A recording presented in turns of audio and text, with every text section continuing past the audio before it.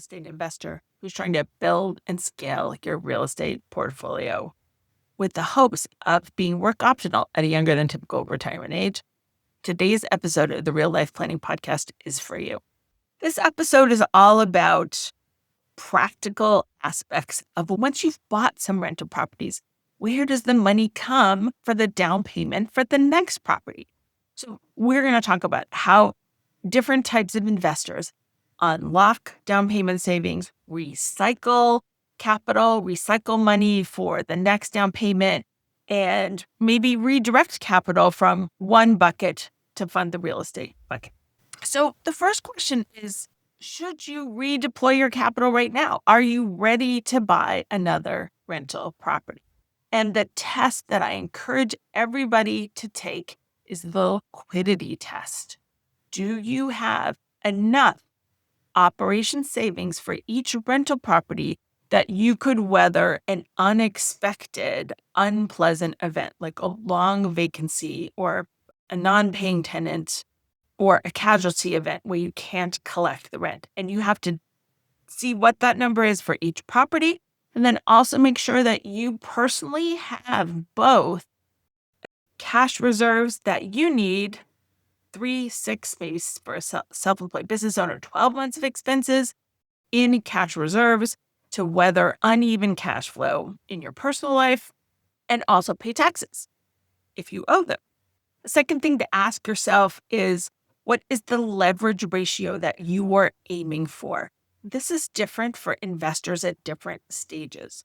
So somebody who's wants to scale rapidly, maybe aiming for a 75% leverage ratio, meaning that they're looking to have 25% equity in the game and they're always trying to redeploy and refinance so that their leverage ratio, their loan ratio is 75%. Conversely, somebody who's getting ready to be work optional or to retire and wants to live on the cash flow from their doors, maybe look at pay down their leverage ratio over time, or maybe even pay off the loans completely if they have a high interest rate. The other question to ask yourself is the stability of your cash flow over the next 12 to 18 months. Obviously, if you have a relatively stable level of cash flow or personal income from your wages or business, that makes it easier to buy the next rental property than if you have an income that is very dependent on market conditions or the economy, for example, and that you're not sure how much of your cash reserves you're going to need for living expenses. And then finally, what's the market look like? Is it a good time to buy another rental property right now, or should you hold your firepower for a little while longer and wait for a better time? And again, those are personal questions. You can discuss them with your financial planner, with your real estate coach, or even with your tax advisor. So what are some traditional sources of down payment funds? I would say the most traditional sources are cash reserves. That is saving your net rents every month. And once you have enough of an operations or emergency fund for that property, then you're just going to open a down payment savings account and you're going to allocate all of your net cash flow from the rental property business into that bucket until you have enough for the down payment on the next property. That's what my husband and I did.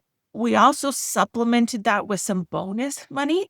Whenever we got a bonus, we would save 50% of that bonus to make sure that just went straight in the down payment savings fund. Another common source of cash flow that I see as a financial planner is home equity lines of credit. Somebody has a lot of home equity in their house. They may use a home equity loan for acquisition debt or to make a deal with a quick close. And then they would go and refinance that loan afterwards and pay themselves back. So home equity can be a source of acquisition funds. It can be a source of potential down payment money, but it only makes sense if you're going to be able to pay yourself back in a relatively short period of time.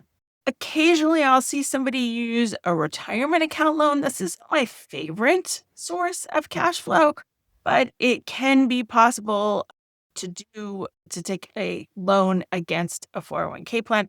Lots of pros and lots of cons to this, by the way. So it's not for everybody. And you should certainly talk to a financial planner or a tax advisor before you do it and understand the consequences of taking a 401k loan. Another common way that I see clients access funds for rental property down payment are for people who have equity compensation. So this is something like getting your bonus in terms of restricted stock. Maybe you participate in your employee stock purchase plan at work. You might have incentive or non-qualified stock options. Lots of tax rules around this. And again, very important to model this in advance. There are tax consequences to accessing any of this equity compensation. But many folks who have equity compensation as part of their overall comp package want to diversify. They want to keep some in company stock, and then they want to diversify into something that's not company stock.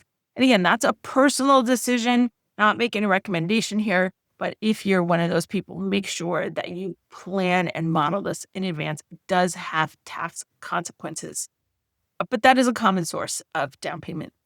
So that kind of falls in the same category as bonus income, if you will. Now, it is possible to borrow against stock positions. In general, I'm not a big fan of borrowing down payment funds, right? I don't really like borrowing against 401k loans, don't like borrowing against your taxable brokerage account or a large single stock position, but it may make sense in certain circumstances.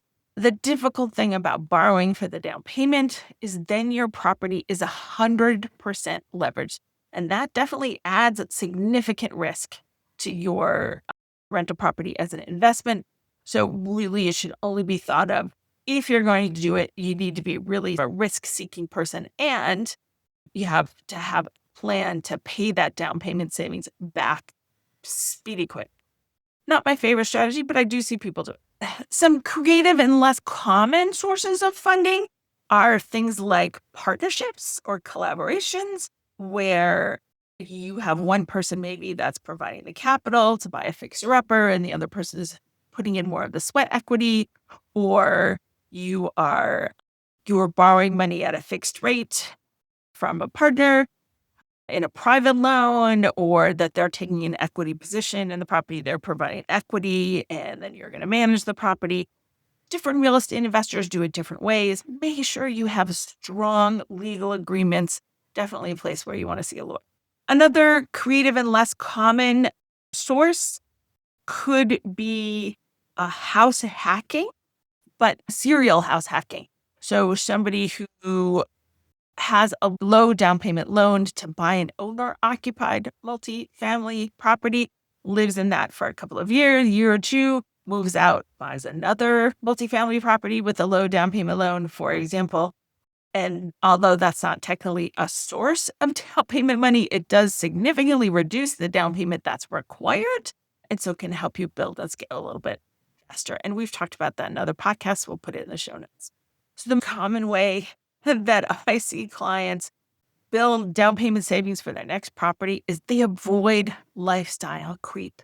So the temptations of buying a bigger house, getting a bigger car, going on the bigger, more expensive vacation, for example, that they are avoiding some of the temptations to overspend disproportionate to their increase in income.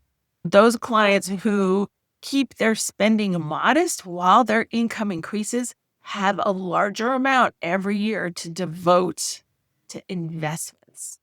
And I find that the folks who are doing this the most are the ones who have a very firm timeline for themselves about when they want to be work optional.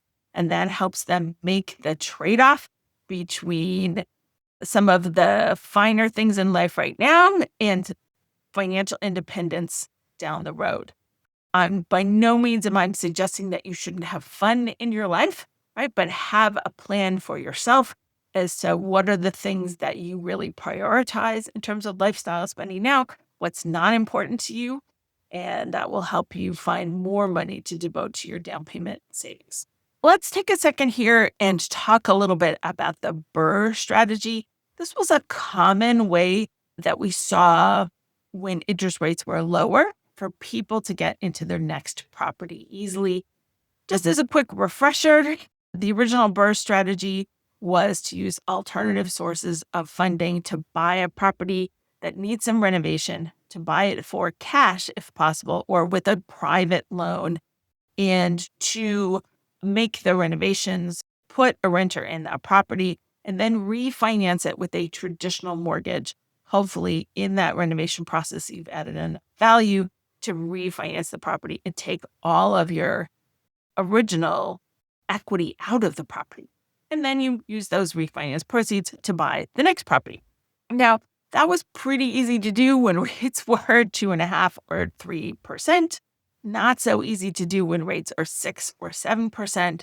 And as rates have risen over time, we've seen less and less of this happen. Still happens sometimes. What I typically see in my practice is people refinancing at less than a 75% leverage ratio. So if the value of the property allows, maybe they're refinancing 60% of the property, for example, instead of 75, just because the math doesn't always work when the rates are so much higher. So a couple things not to do. Anything with a high interest on it, that's a high interest personal loan, high interest credit cards, for example. That's not a good idea to finance a down payment with any kind of high interest loan. Just don't do that. The other thing that I don't want you to do is borrow from friends or family without strong written agreements. That contract or loan agreement helps everyone. The third thing I don't want you to do is to make deal assumptions that are overly ambitious, that only work when economic conditions are perfect. That is not real life. That is not how things work. Make sure you financially stress test your scenarios in both good and bad conditions, and that you make decisions based on conservative assumptions instead of the best possible assumptions. So, a couple of action steps: review your liquidity sources. Make sure that you've got enough emergency funds for your property and emergency fund for yourself, and that you've pre-funded any upcoming liabilities like taxes, that you evaluate the tax implications of anything that you're going to do to raise down payment funds. If you have to sell a property or sell a stock, for example, you want to work through that in advance before you act on it. To stress test all of your financial assumptions here and make sure that you aren't only looking at the best case scenario. You want to look at the worst case scenario as well. Identify 2 to 3 viable down payment strategies. Typically, people are cobbling a down payment together, whether it's for their first or next property, from multiple sources. And then finally, build a timeline for your next acquisition. If you have a date in mind, if you have a deadline, you're more likely to make it. So if this has been helpful to you, just remember that scaling is about strategy, not about speed. If this was helpful, leave us a like below and let us know in the comments any questions that you'd like me to talk about in a future podcast. Thanks so much.